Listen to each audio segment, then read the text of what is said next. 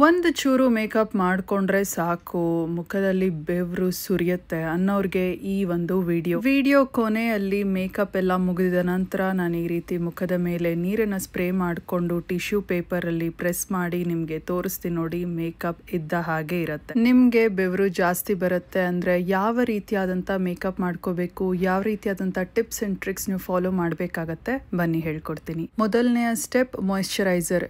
ಏನಪ್ಪ ಮಾಯಿಶ್ಚರೈಸರ್ ಹಾಕ್ತಾರಾ ಅಂತ ನೀವು ಅನ್ಕೋಬೇಕು. ಎಸ್, ಮಾಯಿಶ್ಚರೈಸರ್ ಯೂಸ್ ಮಾಡ್ತಿರೋ ಹಾಗೆ ನಾವು ಯಾವ ಮೇಕಪ್ಪು ಮಾಡ್ಕೊಳ್ಳೋಂಗೆ ಇಲ್ಲ.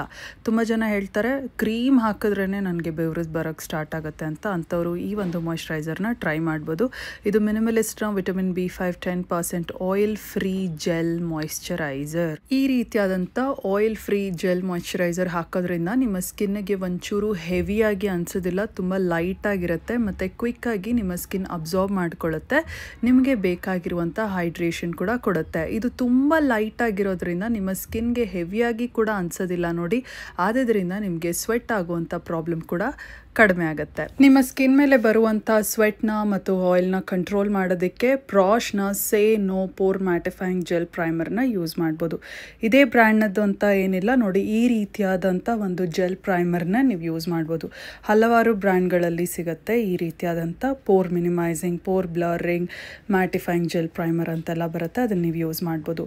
ಇದು ಬೇಸಿಕಲಿ ಏನು ಮಾಡುತ್ತೆ, ಇದು ಒಂದು ಲೇಯರ್ನ ಕ್ರಿಯೇಟ್ ಮಾಡುತ್ತೆ ನಿಮ್ಮ ಸ್ಕಿನ್ ಮೇಲೆ, ನಿಮ್ಮ ಪೋರ್ಸ್ನ ಸ್ಮೂತ್ ಮಾಡುತ್ತೆ, ಜಾಸ್ತಿ ಸ್ವೆಟ್ಟಿ ಹಾಗೂ ಆಯಿಲಿ ಆಗಿ ಮಾಡದಿರೋ ಹಾಗೆ ನೋಡ್ಕೊಳ್ಳುತ್ತೆ. ಈಗ ನಿಮಗೆ ಕಣ್ಣಿನ ಸುತ್ತಲೂ ಆಯಿಲಿನೆಸ್ ಆಗೋದಾದರೆ ಅಲ್ಲೂ ಕೂಡ ಚೆನ್ನಾಗಿ ಪ್ರೈಮರ್ನ ಹಾಕಿ, ಹಾಗೂ ಕೆಲವ್ರಿಗೆ ಮೂಗಿನ ಸೈಡ್ಸಲ್ಲಿ, ಮೂಗಿನ ಮೇಲೆ ಬೆವರೋ ಜಾಸ್ತಿ ಇರುತ್ತೆ, ಬಾಯಿಯ ಸುತ್ತಲೂ ಬೆವರು ಅಂತ ಪ್ರಾಬ್ಲಮ್ ಜಾಸ್ತಿ ಇರುತ್ತೆ. ಸೊ ಅವರು ಕೂಡ ಎಲ್ಲೆಲ್ಲಿ ಬೆವರುತ್ತೀರಾ ನೋಡಿ ಅಲ್ಲಿ ನೀಟಾಗಿ ಫೋಕಸ್ ಮಾಡಿ ಆ ಏರಿಯಾ ಮೇಲೆ ಚೆನ್ನಾಗಿ ನೀವು ಈ ಒಂದು ಜೆಲ್ ಪ್ರೈಮರ್ನ ಹಚ್ಕೋಬೇಕಾಗತ್ತೆ. ಆ್ಯಂಡ್ ಫುಲ್ ಫೇಸ್ ಮೇಲೆ ಕೂಡ ನೀವು ಹಾಕ್ಕೊಂಡ್ರು ಏನೂ ತೊಂದರೆ ಇಲ್ಲ, ಇನ್ನೂ ಒಳ್ಳೆಯದೇ. ನಿಮ್ಮ ಸ್ಕಿನ್ ಫ್ಲಾಲೆಸ್ ಆಗಿ ಸ್ಮೂತಾಗಿ ಅನಿಸುತ್ತೆ. ಇದರ ಮೇಲೆ ನಿಮ್ಮ ಮೇಕಪ್ ಕೂಡ ತುಂಬ ತುಂಬ ತುಂಬ ತುಂಬ ತುಂಬ ಚೆನ್ನಾಗಿ ಸ್ಮೂತಾಗಿ ಬ್ಲೆಂಡ್ ಆಗುತ್ತೆ. ಫೇಸ್ನ ಯಾವುದೇ ಒಂದು ಪಾಯಿಂಟ್ಸಲ್ಲೂ ಪ್ರೈಮರ್ನ ಮಿಸ್ ಮಾಡಬೇಡಿ. Even including your four head, ನಿಮ್ಮ ಹಣೆಯನ್ನು ಸೇರಿಸಿ ಪ್ರೈಮರಿಂದ ಪ್ಯಾಕ್ ಮಾಡಿ. ಆ್ಯಂಡ್ ಇದಾದ ನಂತರ ನಿಮ್ಮ ಸ್ಕಿನ್ ಟೋನ್ನ ಈವನ್ ಮಾಡಬೇಕು. ಅಂದರೆ ಡಾರ್ಕ್ ಸರ್ಕಲ್ಸ್ ಹಾಗೂ ಪಿಗ್ಮೆಂಟೇಷನ್ ಏನಾದರೂ ಇದ್ದರೆ ಅದನ್ನು ಕನ್ಸೀಲ್ ಮಾಡಬೇಕು. ಅದಕ್ಕೋಸ್ಕರ ನೀವೊಂದು ಆರೆಂಜ್ ಕರೆಕ್ಟರ್ ಯೂಸ್ ಮಾಡ್ಬೋದು ನೋಡಿ. ಒಂದು ಚೂರು ಹಾಕ್ಕೊಳ್ಳಿ. ನಿಮಗೇನಾದರೂ ಡಾರ್ಕ್ ಸರ್ಕಲ್ಸ್ ಕಡಿಮೆ ಇದ್ದರೆ ಆರೆಂಜ್ ಕರೆಕ್ಟರ್ನ ನೀವು ಸ್ಕಿಪ್ ಕೂಡ ಮಾಡ್ಬೋದು, ಡೈರೆಕ್ಟಾಗಿ ಕನ್ಸೀಲರ್ ಯೂಸ್ ಮಾಡ್ಬೋದು. ಕನ್ಸೀಲರ್ ಈ ಒಂದು ಕನ್ಸೀಲರ್ ಶೇಡ್ ಏನಿದೆ ನೋಡಿ, ನನ್ನ ಸ್ಕಿನ್ ಟೋನ್ಗೆ ಕರೆಕ್ಟಾಗಿ ಮ್ಯಾಚ್ ಆಗ್ತಿದೆ. ಈ ರೀತಿಯಾದಂಥ ಕನ್ಸೀಲರ್ ಶೇಡ್ನ ನೀವು ಚೂಸ್ ಮಾಡಬೇಕಾಗತ್ತೆ. ನಿಮ್ಮ ಸ್ಕಿನ್ ಟೋನ್ಗೆ ಯಾವ ಶೇಡ್ ಕರೆಕ್ಟಾಗಿ ಮ್ಯಾಚ್ ಆಗುತ್ತೆ ಆ ಒಂದು ಕನ್ಸೀಲರ್ನ ನೀವು ಚೂಸ್ ಮಾಡಬೇಕಾಗತ್ತೆ.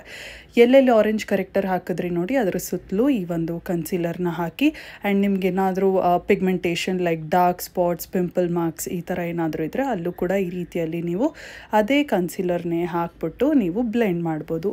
ಆಗ ನಿಮಗೆ ಆ ಪಿಗ್ಮೆಂಟೇಷನ್ ಎಲ್ಲ ಕವರ್ ಆಗುತ್ತೆ. ಆ್ಯಂಡ್ ಇದನ್ನು ನಾನು ಇದೆರಡನ್ನು ಬ್ಲೆಂಡ್ ಮಾಡೋದಕ್ಕೆ ಪ್ಯಾಕ್ನ ಕನ್ಸೀಲರ್ ಬ್ರಷ್ ಯೂಸ್ ಮಾಡ್ತಿದ್ದೀನಿ. ಇವತ್ತು ನಾವು ಫೌಂಡೇಶನ್ನ ಯೂಸ್ ಮಾಡ್ತಿಲ್ಲ. ಏನಕ್ಕೆ ಅಂದರೆ ಈಗ ನಿಮ್ಮ ಸ್ಕಿನ್ ಜಾಸ್ತಿ ಆಯಿಲಿ ಆಗುತ್ತೆ, ಸ್ವೆಟ್ ಆಗುತ್ತೆ ಅನ್ನೋರು ನಿಮ್ಮ ಬೇಸ್ನ ಆದಷ್ಟು ಲೈಟಾಗಿ ಇಟ್ಟಷ್ಟು ನಿಮ್ಮ ಸ್ಕಿನ್ ಲೈಟಾಗಿ ಫೀಲ್ ಆಗುತ್ತೆ, ಆ ಬೆವರುವಂಥ ಚಾನ್ಸ್ ಕೂಡ ಕಡಿಮೆ ಇರುತ್ತೆ. ಸೊ ಅದಕ್ಕೋಸ್ಕರ ನಿಮಗೆ ಎಲ್ಲೆಲ್ಲಿ ಪಿಗ್ಮೆಂಟೇಷನ್ ಇದೆ, ಡಾರ್ಕ್ ಸರ್ಕಲ್ಸ್ ಎಲ್ಲೆಲ್ಲಿದೆ ಅಲ್ಲಿ ನೀಟಾಗಿ ನೀವು ಹಾಕಿ ಟೇಕ್ ಯುವರ್ ಓನ್ ಟೈಮ್ ನಿಧಾನವಾಗಿ ಬ್ಲೆಂಡ್ ಮಾಡಿ ನಿಮ್ಮ ಸ್ಕಿನ್ನನ್ನು ಆದಷ್ಟು ಕನ್ಸೀಲರ್ನಿಂದನೇ ಈವನ್ ಟೋನ್ಗೆ ತೊಗೊಂಡು ಬರೋ ಥರ ಪ್ರಯತ್ನ ಮಾಡಿ. ಸೊ ಫೌಂಡೇಶನ್ನ ಯಾವುದೇ ಕಾರಣಕ್ಕೂ ಹಚ್ಕೊಳ್ಳೋಕೆ ಹೋಗಬೇಡಿ. ಈವನ್ ನೀವು ಯಾವುದಾದ್ರೂ ಒಂದು ವೆಡ್ಡಿಂಗ್ ಅಟೆಂಡ್ ಮಾಡ್ತಿದ್ದೀರಾ ಅಥವಾ ಮೇನ್ ಪಾರ್ಟಿ ಇದ್ದರೂ ಕೂಡ ಅಷ್ಟೇ, ಫೌಂಡೇಶನ್ನ ಆದಷ್ಟು ನೀವು ಅವಾಯ್ಡ್ ಮಾಡಿ. ಆಗ ನಿಮಗೆ ಆ ಒಂದು ಬೆವರುವಂಥ ಚಾನ್ಸ್ ಕಡಿಮೆ ಆಗುತ್ತೆ. ಮತ್ತು ಆ ಬೆವರಿದ್ರೂ ಕೂಡ ಅಷ್ಟೇ ನಿಮಗೆ ಒಂದು ಫುಲ್ ಮುಖದ ಮೇಲೆ ಹೆವಿನೆಸ್ ಅನಿಸಲ್ಲ. ತುಂಬ ಜಾಸ್ತಿ ಲೇಯರ್ ಇದ್ದಾಗ ಏನಾಗುತ್ತೆ ಸ್ಕಿನ್ ಮೇಲೆ ಹೆವಿ ಅನಿಸುತ್ತೆ and we tend to sweat more, ಇನ್ನೂ ಸ್ಕಿನ್ ಆಯಿಲಿ ಅನಿಸುತ್ತೆ. ಸೊ ಅದಕ್ಕೋಸ್ಕರ keep your base as light as possible. ಎಷ್ಟು ಲೈಟಾಗಿಡ್ತೀರೋ ನಿಮಗೆ ಅಷ್ಟು ಬೆವರು ಕಂಟ್ರೋಲ್ ಆಗುತ್ತೆ, ಆಯಿಲ್ ಕೂಡ ಕಂಟ್ರೋಲ್ ಆಗುತ್ತೆ. ಸೊ ನೋಡಿ, ಈಗ just using concealer and orange corrector ಒಂದು ಈವನ್ ಟೋನ್ ಸಿಕ್ಕಿದೆ. ನೀವು ನೋಡ್ತಿರ್ಬೋದು, ಫೌಂಡೇಶನ್ನ ಅಗತ್ಯನೇ ಇಲ್ಲ. But compact powder is important. And compact ಪೌಡರ್ನ ಈ ರೀತಿಯಾದಂಥ ಒಂದು ಪೌಡರ್ ಪಫ್ನಿಂದ ನೀವು ಹಚ್ಕೋಬೇಕಾಗತ್ತೆ. ಮೇಬೆಲಿನ್ ಫಿಟ್ ಮಿ ಕಾಂಪ್ಯಾಕ್ಟ್ ಬಂದು ಒಂದು ಕಡಿಮೆ ಬಜೆಟ್ನ ಒಂದು ಒಳ್ಳೆ ಗುಡ್ ಕ್ವಾಲಿಟಿ ಕಾಂಪ್ಯಾಕ್ಟ್ ಬೇಕಂದರೆ ಯಾವೊಂದು ಕಾಂಪ್ಯಾಕ್ಟನ್ನು ನೀವು ಟ್ರೈ ಮಾಡಿಲ್ಲ ಅಂದರೆ ಇವತ್ತಿನವರೆಗೂ you should try this one. This is an amazing compact. ಸ್ವೆಟ್ನ ಕಂಟ್ರೋಲ್ ಮಾಡುತ್ತೆ, ಆಯಿಲ್ನ ಕಂಟ್ರೋಲ್ ಮಾಡುತ್ತೆ, ಮತ್ತು ಫೌಂಡೇಶನ್ ಏನು ಕವರೇಜ್ ಕೊಡುತ್ತೆ ನೋಡಿ ಅದರ ಒಂದು ಮುಕ್ಕಾಲು ಭಾಗದಷ್ಟು ಕವರೇಜ್ ಈ ಒಂದು ಕಾಂಪ್ಯಾಕ್ಟ್ ಒಂದೇ ಕೊಡುತ್ತೆ. ಸೊ ಫೌಂಡೇಶನ್ ಯೂಸ್ ಮಾಡೋಕ್ಕೆ ಇಷ್ಟ ಇಲ್ಲ ಅನ್ನೋರು ಫೌಂಡೇಶನ್ ಯೂಸ್ ಮಾಡಿದ್ರೆ ಸ್ವೆಟ್ ಆಗುತ್ತೆ, ಹೆವಿ ಅನಿಸುತ್ತೆ ಅಂತ ಅಂದ್ಕೊಳ್ಳೋರು ಜಸ್ಟ್ ಯೂಸ್ ಕಾಂಪ್ಯಾಕ್ಟ್ ಪೌಡರ್, ಅದೊಂದೇ ಸಾಕು. ತುಂಬ ಸರಿ ಈವನ್ ಕನ್ಸೀಲರ್ ಕೂಡ ಅಗತ್ಯ ಇರಲ್ಲ, ಜಸ್ಟ್ ಕಾಂಪ್ಯಾಕ್ಟ್ ಒಂದು ಯೂಸ್ ಮಾಡಿದ್ರೆ ಸಾಕು. ಈಗ ನೀವೇನು ಮಾಡಬೇಕಂದ್ರೆ ಒಂದು ಆರ್ಡಿನರಿ ನಾರ್ಮಲ್ ಟಿಶ್ಯೂ ಇರುತ್ತೆ ನೋಡಿ, ನಾವು ಕೈ ಒರೆಸೋ tissue which we use in kitchen. So ಒಂದು ನಾರ್ಮಲ್ ಟಿಶ್ಯೂ ಪೇಪರ್ನ ತೊಗೊಂಡು ಒಂದು ಸಾರಿ ನೀಟಾಗಿ ಈ ರೀತಿ ಪ್ರೆಸ್ ಮಾಡಿಬಿಡಿ. ಸೊ ಎಲ್ಲೆಲ್ಲಿ ನೀವು ಕನ್ಸೀಲರ್ ಹಾಕಿದ್ರಿ ಅಥವಾ ಕಾಂಪ್ಯಾಕ್ಟ್ ಪೌಡರ್ ಎಲ್ಲ ಹಾಕಿದ್ರಿ ಅಲ್ಲಿ ಒಂದು ಸ್ವಲ್ಪ ಈ ರೀತಿ ಹಾಕಿ ಪ್ರೆಸ್ ಮಾಡಿ. ಇದೇನು ಮಾಡುತ್ತೆ, ಸ್ಕಿನ್ ಮೇಲೆ ಕೂತಿರುವಂಥ ಇನ್ನೂ ಎಕ್ಸ್ಟ್ರಾ ಪ್ರಾಡಕ್ಟ್ ಏನಿದೆ ಅದು ಈ ಒಂದು ಟಿಶ್ಯೂನಿಂದ ನೀವು ತೆಗೆದು ಬಿಡ್ಬೋದು. ಎಷ್ಟು ಬೇಕಷ್ಟು ಪ್ರಾಡಕ್ಟ್ ಮಾತ್ರ ಈಗ ನಿಮ್ಮ ಸ್ಕಿನ್ ಮೇಲಿರುತ್ತೆ. ಈ ರೀತಿ ನಾವು ಏನಕ್ಕೆ ಮಾಡ್ತಿದ್ದೀವಿ ಅಂದರೆ ನಮ್ಮ ಸ್ಕಿನ್ನ ಆದಷ್ಟು ಲೈಟಾಗಿ ಇಡೋದಕ್ಕೆ. ಆ್ಯಂಡ್ ಈ ಸ್ಟೆಪ್ ಕೂಡ ತುಂಬ important, setting your face with a makeup fixer. Faces ಕ್ಯಾನಡಾನ ಈ ಒಂದು ಮೇಕಪ್ ಸೆಟ್ಟಿಂಗ್ ಸ್ಪ್ರೇ ಯೂಸ್ ಮಾಡ್ತಿದ್ದೀನಿ. ಆಫ್ಟರ್ ಯೋರ್ ಕಾಂಪ್ಯಾಕ್ಟ್ ಪೌಡರ್ ನೀವು ಈ ಒಂದು ಸ್ಟೆಪ್ನ ಫಾಲೋ ಮಾಡಲೇಬೇಕು. ಆ್ಯಂಡ್ ಫುಲ್ ಮೇಕಪ್ ಮುಗಿದಿದ ನಂತರ ಇನ್ನೊಂದು ಸರಿ ಯೂಸ್ ಮಾಡಬೇಕು, ಅದು ಯಾವಾಗ ಹೇಳ್ತೀನಿ. ಆ್ಯಂಡ್ ಈಗ ನಿಮ್ಮ ಐಬ್ರೋಸ್ನ ಫಿಲ್ ಮಾಡುವಂಥ ಟೈಮ್. ಈಗ ಐ ಮೇಕಪ್ ಅಂತ ಬಂದಾಗ ಆದಷ್ಟು ವಾಟರ್ ಪ್ರೂಫ್ ಪ್ರಾಡಕ್ಟ್ಸ್ನ ಯೂಸ್ ಮಾಡಿ. ಆ್ಯಂಡ್ ತುಂಬ ಸರಿ ಐಬ್ರೋ ಜೆಲ್ ಅಥವಾ ಐಬ್ರೋ ಫಿಲ್ಲರ್ಸ್ ಏನಿರುತ್ತೆ ಅಷ್ಟು ವಾಟರ್ ಪ್ರೂಫ್ ಫಾರ್ಮುಲಾ ಅಂಥದ್ದು ಸಿಗೋದಿಲ್ಲ. ಅಟ್ಲೀಸ್ಟ್ ನಾನು ಅಷ್ಟು ಟ್ರೈ ಮಾಡಿಲ್ಲ ಇವತ್ತಿನವರೆಗೂ. So I always go for this ಶುಗರ್ನ ಈ ಒಂದು ಬ್ರೋ ಪೆನ್ಸಿಲ್. ಇದು ತುಂಬ ಚೆನ್ನಾಗಿದೆ. ಆ್ಯಂಡ್ ಏನಾದರೂ ಸ್ವೆಟ್ ಆದರೂ ಕೂಡ ಬೆವರು ಬಂದರೂ ಕೂಡ ಅಷ್ಟು ಏನು ಡಿಫ್ರೆನ್ಸ್ ಮಾಡೋದಿಲ್ಲ, ಇದ್ದ ಹಾಗೆ ಇರುತ್ತೆ ಐಬ್ರೋಸ್. ಸೊ ಈ ಒಂದು eyebrows is okay for any skin type. And ಬೆವರು ಅಂಥವರು ಅಷ್ಟೇ, ಬೆವರು ಇಲ್ದಿರೋರು ಅಷ್ಟೇ ಈ ಒಂದು ಪ್ರಾಡಕ್ಟ್ನ ಯೂಸ್ ಮಾಡ್ಬೋದು. ಆ್ಯಂಡ್ ಹೇಗೆ ನೀವು ಐಬ್ರೋಸ್ನ ಫಿಲ್ ಮಾಡಬೇಕಾಗತ್ತೆ ನೋಡಿ, ನಿಮ್ಮ ಐಬ್ರೋ ಹೇರ್ಗಳ ನಡುವೆ ಗ್ಯಾಪ್ಸ್ ಇರುತ್ತೆ ನೋಡಿ, ಅದನ್ನು ಮೇನ್ಲಿ ಫೋಕಸ್ ಮಾಡಿ ಫಿಲ್ ಮಾಡಿ ಆ್ಯಂಡ್ ಔಟ್ಲೈನ್ನ ಕೊಡಿ. ಇಷ್ಟೇ, ಈ ರೀತಿ ಫಿಲ್ ಮಾಡಿ ಇದರಿಂದ ಸ್ಪೂಲ್ ಇರುತ್ತೆ ನೋಡಿ ಅದನ್ನು ತೊಗೊಂಡು ಬ್ಲೆಂಡ್ ಮಾಡಿ ನೋಡಿ. ಈ ರೀತಿ ಈ ಒಂದು ಎಡ್ಜಲ್ಲಿ ನನಗಷ್ಟು ಶೇಪ್ ಅನ್ಸೋದಿಲ್ಲ ಆ್ಯಂಡ್ ಗ್ಯಾಪ್ಸ್ ಕೂಡ ಜಾಸ್ತಿ ಇರೋದ್ರಿಂದ ನಾನು ಈ ಎಡ್ಜಲ್ಲಿ ಅಂದರೆ ಐಬ್ರೋನ ಆರ್ಚ್ ಅಂತೀವಿ ಅಲ್ಲಿ ನಾನು ಮೇಯ್ನಾಗಿ ಶೇಪ್ ಕೊಡೋದಕ್ಕೆ ಗ್ಯಾಪ್ನ ಫಿಲ್ ಮಾಡೋದಕ್ಕೆ ಫೋಕಸ್ ಮಾಡಿ ಈ ರೀತಿ ಬ್ಲೆಂಡ್ ಮಾಡ್ತೀನಿ. ಆ್ಯಂಡ್ ಐಲೈನರ್ಗೆ ವಾಟರ್ ಪ್ರೂಫ್ ಐಲೈನರ್ ಯೂಸ್ ಮಾಡಿ, ಕಾಜಲ್ನ ಅವಾಯ್ಡ್ ಮಾಡಿ. ಯಾಕಂದರೆ ಈಗ ನೀವು ಕಾಜಲ್ ಹೇಗೆ ಅಪ್ಲೈ ಮಾಡಿದ್ರು ಈಗ ನೋಡಿ ಸ್ವೆಟ್ ಆದರೆ ಅದು ಎಂಥ ಕಾಜಲ್ ಇದ್ರೂ ಒಂದು ಚೂರಾದರೂ ಸ್ಮಡ್ಜ್ ಆಗೇ ಆಗುತ್ತೆ. ತುಂಬ ಸ್ಮಡ್ಜ್ ಆಗುತ್ತೆ ಅಂತ ಹೇಳೋಕ್ಕಾಗಲ್ಲ, ಸ್ವಲ್ಪ ಸ್ಮಡ್ಜ್ ಆಗುತ್ತೆ. ಸೊ ಅದಕ್ಕೋಸ್ಕರ skip your Kajal and go for water proof eyeliner and water proof ಮಸ್ಕರ also. So ನೀವು ಕಾಜಲ್ ಬೇಕಪ್ಪ ಅಂದರೆ ಒಂದು ಚೂರು ಹಾಕ್ಬಿಟ್ಟು ಅದ್ರ ಕೆಳಗಡೆ ಬ್ಲ್ಯಾಕ್ ಐ ಶ್ಯಾಡೋ ಅಥವಾ ಬ್ರೌನ್ ಐ ಶ್ಯಾಡೋಯಿಂದ ನೀವೇ ಸ್ಮಡ್ಜ್ ಮಾಡಿಬಿಡಿ. ಆಗ ಅಷ್ಟೊಂದು ಸ್ಮಡ್ಜ್ ಆಗಲ್ಲ, ಬಟ್ ಸ್ವಲ್ಪ ಮಟ್ಟಿಗಾದರೂ ಆಗೇ ಆಗುತ್ತೆ. ಸೊ ಅದಕ್ಕೋಸ್ಕರ to be on the safer side ಒಂದು ವಾಟರ್ ಪ್ರೂಫ್ ಐಲೈನರ್ ಹಾಗೂ ವಾಟರ್ ಪ್ರೂಫ್ ಮಸ್ಕರ ಯೂಸ್ ಮಾಡಿದ್ರೆ ಒಳ್ಳೆಯದು. ನಿಮಗೆ ಬೇಕಿದ್ದರೆ ಐ ಮೇಕಪ್ ಕೂಡ ಮಾಡ್ಕೋಬೋದು. ನಾನು ಇದೊಂದು ಬೇಸಿಕ್ ಮೇಕಪ್ ಮಾಡ್ತಿರೋದ್ರಿಂದ I am keeping it very simple and minimal. After eye makeup ಈಗ ನೀವು ಬ್ಲಷ್ನ ಯೂಸ್ ಮಾಡ್ಬೋದು. ಬ್ಲಷ್ ಕಾಂಟೋರ್ ಆದಷ್ಟು ಪೌಡರ್ ಪ್ರಾಡಕ್ಟ್ಸೇ ಆಗಿದ್ರೆ ಒಳ್ಳೆಯದು. ನಾನಿಲ್ಲಿ ಕಲರ್ ಬಾರ್ನ ಚೀಕ್ ಇಲ್ಯೂಷನ್ ಬ್ಲಷ್ ಯೂಸ್ ಮಾಡ್ತಿದ್ದೀನಿ ಆ್ಯಂಡ್ ಇದರ ಶೇಡ್ ನಂಬರ್ ಎಲ್ಲ ನಿಮಗೆ ಡಿಸ್ಕ್ರಿಪ್ಷನ್ ಬಾಕ್ಸಲ್ಲಿ ಸಿಗುತ್ತೆ. ಕ್ರೀಮ್ ಪ್ರಾಡಕ್ಟ್ಸ್ನ ಏನಕ್ಕಪ್ಪ ಜಾಸ್ತಿ ಯೂಸ್ ಮಾಡಬಾರ್ದು ಅಂದರೆ ಇದು ಒಂಚೂರು ಸ್ವೆಟ್ ಆದರೂ ಆಯ್ಲಿ ಇದು ಒಂಚೂರು ಅಟ್ರ್ಯಾಕ್ಟ್ ಮಾಡುತ್ತೆ ಕ್ರೀಮ್ ಪ್ರಾಡಕ್ಟ್ಸ್, ಅದಕ್ಕೋಸ್ಕರ. ಆ್ಯಂಡ್ ಜಾಸ್ತಿ ಹೊತ್ತು ಇರೋದಿಲ್ಲ. ಸೊ ಪೌಡರ್ ಪ್ರಾಡಕ್ಟ್ಸ್ ಆದರೆ ಇನ್ನೂ ಸ್ವಲ್ಪ ಹೊತ್ತು ಜಾಸ್ತಿ ಹೊತ್ತಿರುತ್ತೆ, ಲಾಂಗ್ ಲಾಸ್ಟಿಂಗ್ ಆಗಿರುತ್ತೆ.